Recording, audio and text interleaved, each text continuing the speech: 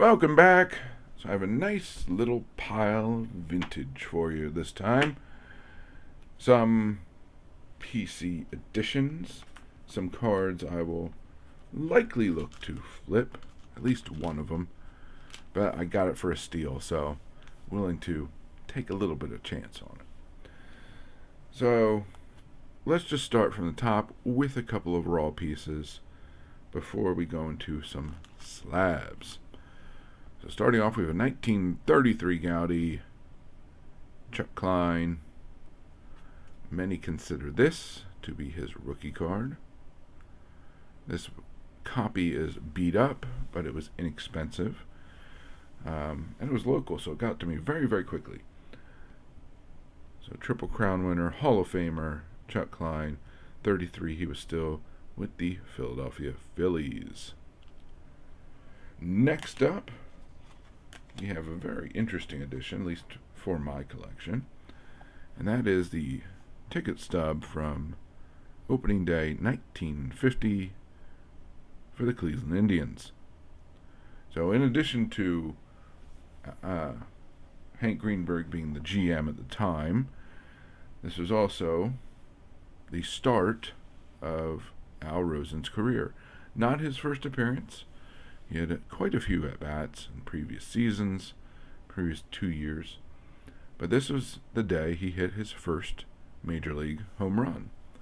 As power hitter, that's generally something we want to remember.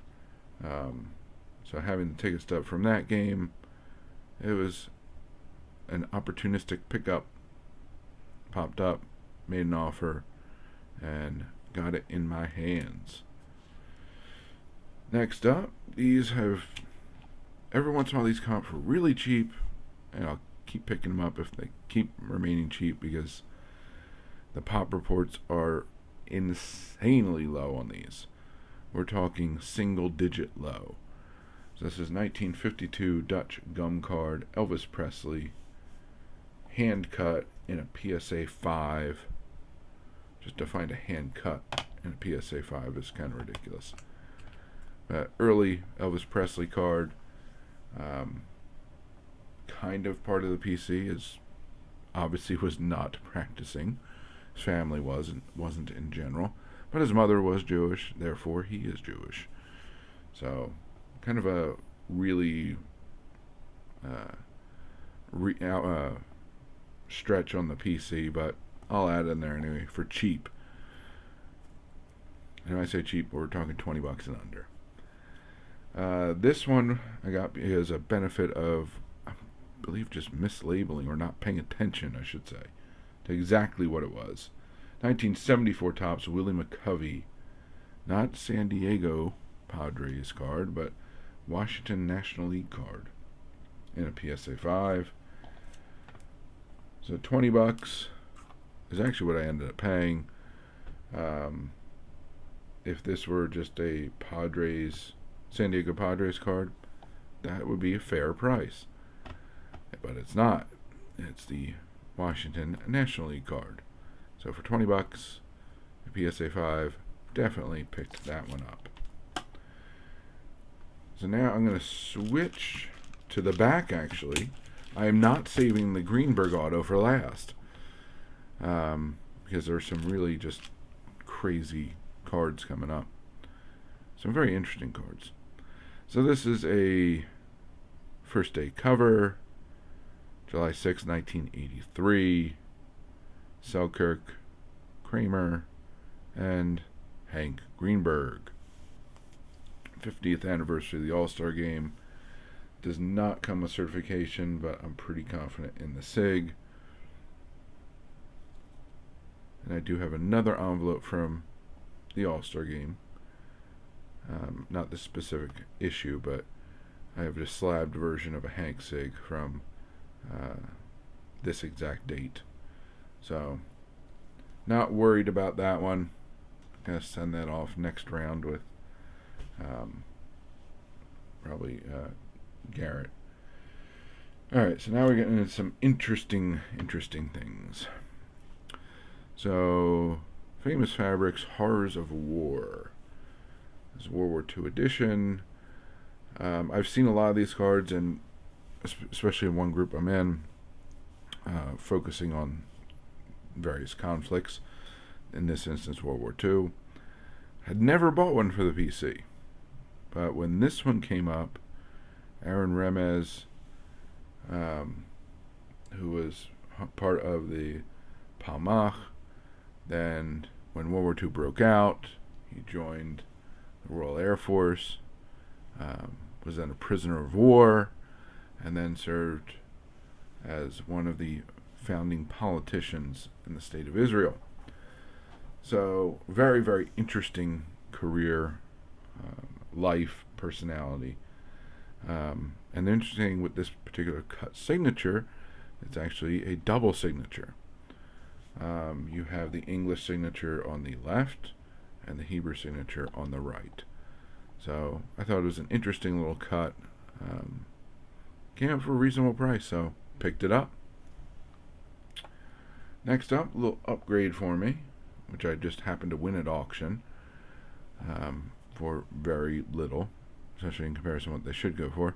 1940 play ball Morris Arnovich in a PSA 7. 40 play ball is notoriously hard to get a good grade on, so finding one in a 7, and this looks very much like a true 7. There's only slight off center. The corners are sharp, picture's clear, nice clean surfaces, minimal discoloration. On the back, just a really, really nice example of this card. So I was happy to add that to the Arnovich collection. Next up, we have a 1950 R423 Hank Greenberg strip card, SGC 6. Tiny little card. I do have one of these already, but it was an opportunity to pick one at a really good price. I really like how SGC slabs these in the little kind of filler, little sleeve. So, very nice card. Tiny card, but a very nice card. Next up, inexpensive, well, cheap pickup. We have a government postcard from August 22nd, 1949. PSA slabbed and authenticated Ralph Kiner.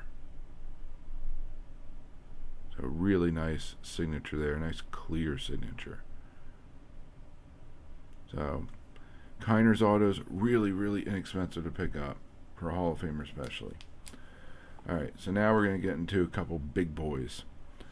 So I started off the video with the 1933 Gaudi Chuck Klein.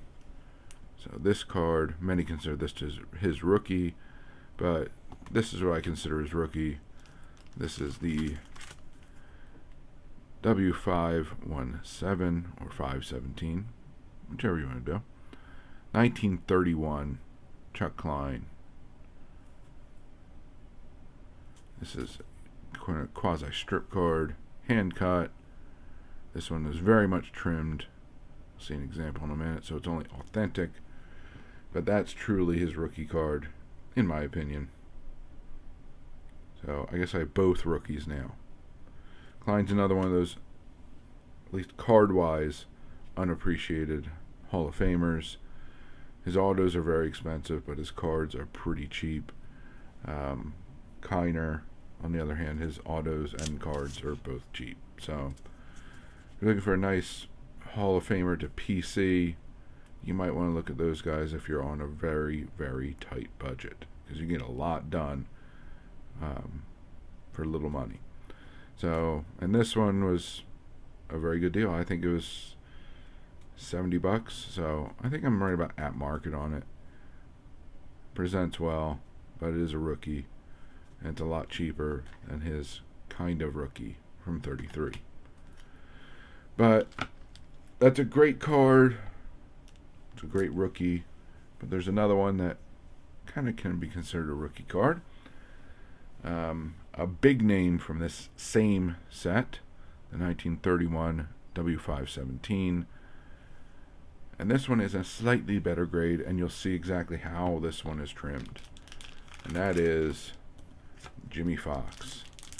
This is probably, personally, the nicest example that I've seen of one of these cards.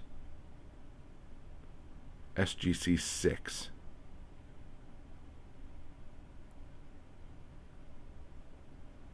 I think the only thing preventing it from going higher is the centering. I think SGC slammed it on the centering, which is why it's not going higher. But this is absolutely just amazing condition.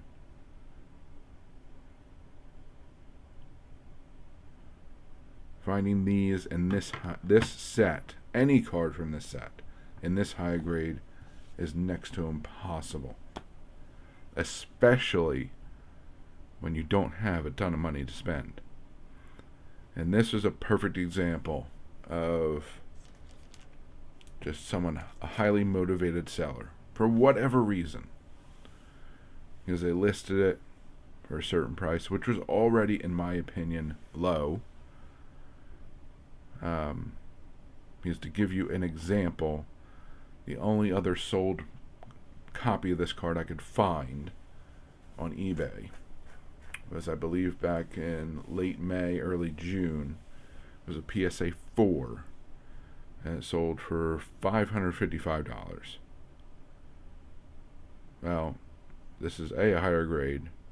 I trust SGC's grading of vintage more so than PSA. So this could easily cross over to PSA at a 6 or higher. So it should be more than that price, and I paid way, way under what that PSA 4 sold for. Way under. But the fact of the matter is, they just don't come up often. And when they do, they're usually outrageously priced. This one was listed at a certain price, which was very reasonable.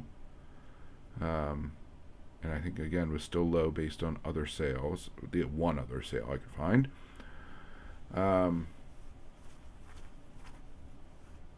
But as I do many times, I threw him an offer 50% of his ask. And $25 negotiation later, we settled on a price, and the card was on the way. So this is one I bought to flip. It's probably going to be the hardest card for me to flip because it is a stunner, and this is one of those cards I will never see in this condition again. I'm pretty certain of that in my collecting life. So managed to budget buy a 31 high grade Jimmy Fox, which is kind of insane, but fun, and that's why we kind of all do this from time to time. But even just putting it next to an authentic example, you can see the drastic difference in the quality and in the grading of these two cards. So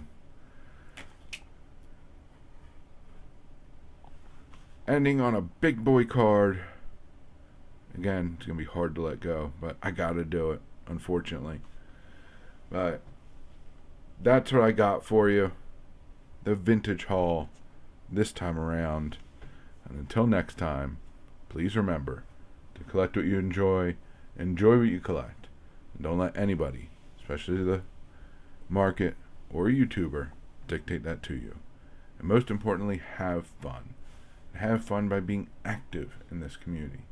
So find your way of participating, whether it's making videos, watching and commenting, going to live streams, group chats, going to your LCS or local card show, or simply talking about the hobby with family and friends. The more you put into it, the more you'll get out of it. The more you'll learn, the more your PC will grow, the more people you'll meet, and the more fantastic friendships you'll form. So I thank you very much for joining me. Hope to see you again. Have a good one, and bye for now.